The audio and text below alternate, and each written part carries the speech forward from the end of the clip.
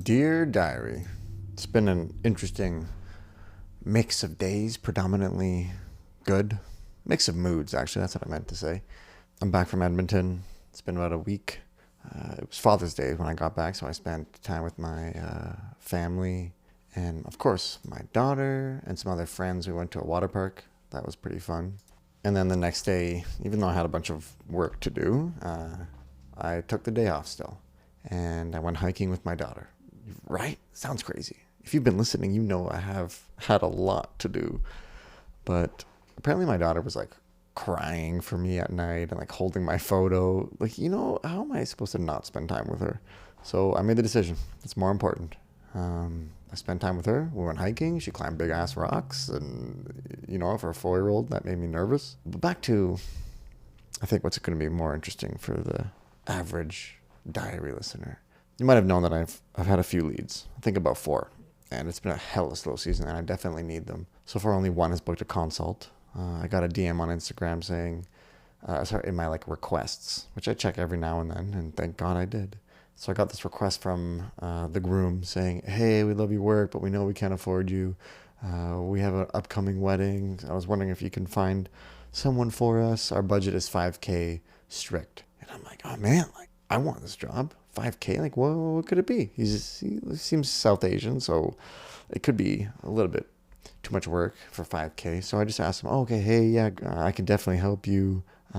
First of all, what are the dates?" "Oh, it's 2 days in July, and this is literally a month away." Okay, great, yeah, I'll find some people. What are the approximate hours? He sends the hours. It's about 12 hours. And then I asked him a question hey, most people are going to be requesting GST. So can you stretch to 550, 250? And he kind of laughs. He's like, "Oh, yeah, of course." 12 hours, 5,000. Usually that's my 8-hour mark. So am I going to say no to 5K just because he's not paying 6K? That would be dumb. So I said, "Man, I'm free and I'd love to be considered." So I had a cancellation. I kind of lied to him, I guess.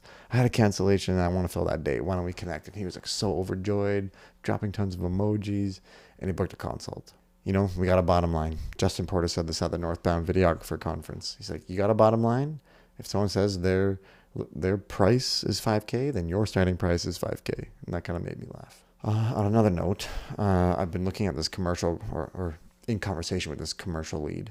And we were supposed to have a kickoff call today by her request, but she hasn't paid her deposit or signed her agreement. So I said, "I need your commitment beforehand, and then we can jump on the call." And I gave her our agenda for the call and everything. And I was speaking her language. She's very analytical, but also has a big vision. So I was painting beautiful pictures, and I was like, "Sign this, and then we'll jump into it."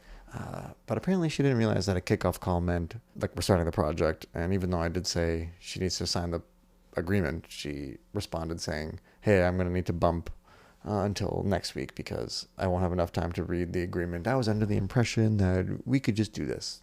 No. If you want a commitment from me to give you my time to kick off this project, then I need your commitment that we're actually going to do this. You know what I mean?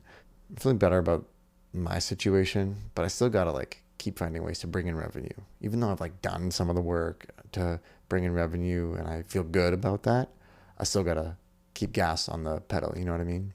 And I've spoken to a lot of you out there. Apparently a lot of you out there are feeling this slow season, especially for the wedding vendors. It's slow out there.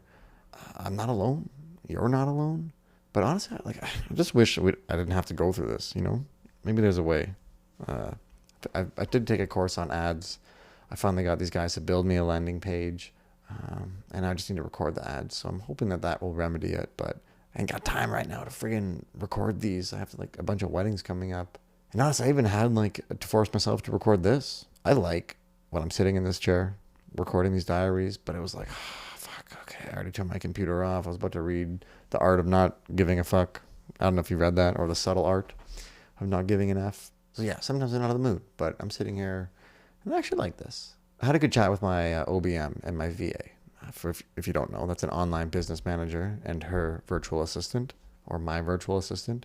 So this is someone that helps me with operations, strategy for all these incredible things that I want to accomplish. Part of it is that by Q4 I want to launch a little beta for a coaching / consultation thing that's an extension of Northbound, Shy K Films. Like I want a cohort of students. They're not students. They're like videographers that need help. And they bring their issues. We create a little strategy and then we work on them weekly. So it's kind of like a 3-month commitment thing that I'm going to be working on. But they're like, Shia, before we get all this, like we need your budget and your forecast. I've been telling you about this for a month and no more like roaming wild, which honestly, am I ashamed to admit it? Not necessarily ashamed, embarrassed, I think, I didn't really have a budget for each year. I was using or am using the profit first method, so I knew how much was in my operating expenses. I have a separate account for that, which I see how much money is in it, so I know. And I've just kind of been like using my best judgment, which in all fairness is pretty good, but I got to put on my CEO hat. I got to get that financial literacy improved. And that needs to change if I want different results. My accountant told me I'm coasting, or not coasting, but I'm plateauing. I want to make more. I want to do more. I want to have more free time to do these, coaching, education things, to do Northbound. And that means I need to, know my numbers, have a budget, have a forecast. And even just talking to my OBM and talking about that, I was like very resistant. I felt that in my body. And I admitted that to them. I have to be open and vulnerable with them so that they know what I am going through and how they can best support me. And I think if you're listening to this and it's like, you're feeling any type of way about your business, your success, your failures, you're nervous, you're embarrassed, like if you should tell people. If you tell people how you actually are, then you're welcoming support. And you don't have to tell everybody. You tell select people. You choose. It will help in the end if you let people know how you are actually doing. Not just, hey, how are you doing? Yeah, I'm good. If you actually have a problem, like there are people that will help you. I am one of those people. Even if you don't know me, like hit me up on Instagram. I've had numerous people that are new to the industry. They just moved to Vancouver and we had a chat, and I don't see them or I don't hear from them for maybe a year, 18 months, but I'm an open door, and a lot of people have been open doors for me too. More creatively, I did film an interview today. And what that is like a story session, kind of like I meet with my couples before the day. This is a South Asian couple, and I get their story. How'd you meet? What are your values? Favorite memories? Questions like that. And since Edmonton, I've been really feeling inspired, so I'm taking that into this wedding. One major example is I used to hate flying the drone. I still kind of do, but I did it in Edmonton for my boy Nav for his wedding. And the next day it was just so much better because of it. So much better? I don't know. It's so much better, but more cinematic. People love the drone, and my clients love the drone. It's frequent that my grooms, typically the grooms, will say, "Oh yeah, do you do the drone? I love it. It's so cinematic." So even though I don't like it, I think I got to make time. And really, I don't want to do it for like the couple. Sorry, like for the photo session, but mainly for like venues, nature, establishing shots, things like that. Like that's where I'll actually bust it out and just fly for 10 minutes and then land. I used to think it was a waste, and the narrative I would tell myself is that it's, I'd rather be focusing on the couple or the family or people, which admittedly I do a great job at that, but I think it's time to swallow the drone pill. Speaking of swallowing the drone pill, tomorrow's a wedding. I'm kind of excited for this. It's not my typical couple, but the way that they describe their wedding is like they want to have like a super living room, a welcoming dinner party with all their favorite people.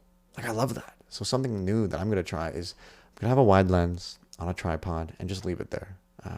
Leave it in various areas to capture atmosphere. I don't know if you've seen this trend, but there's a lot of static shots. People walking by, you hear and you see the ambiance. Ooh, it's French.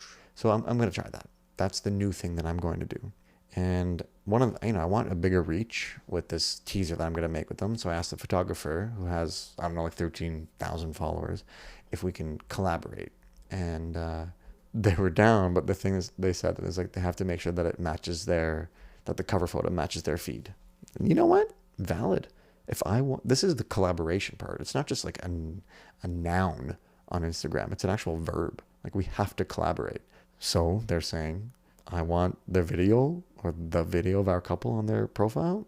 They have to make sure the cover photo matches. You know what I mean? So I have to put the work in. This is the collaboration where we meet in the middle. And I'm going to leave it there. It's 10:30. I'm probably going to go read. Let me know in the Spotify comments, like, do you like these diaries? What do you want to know more of? What could you use less of? Is my audio good?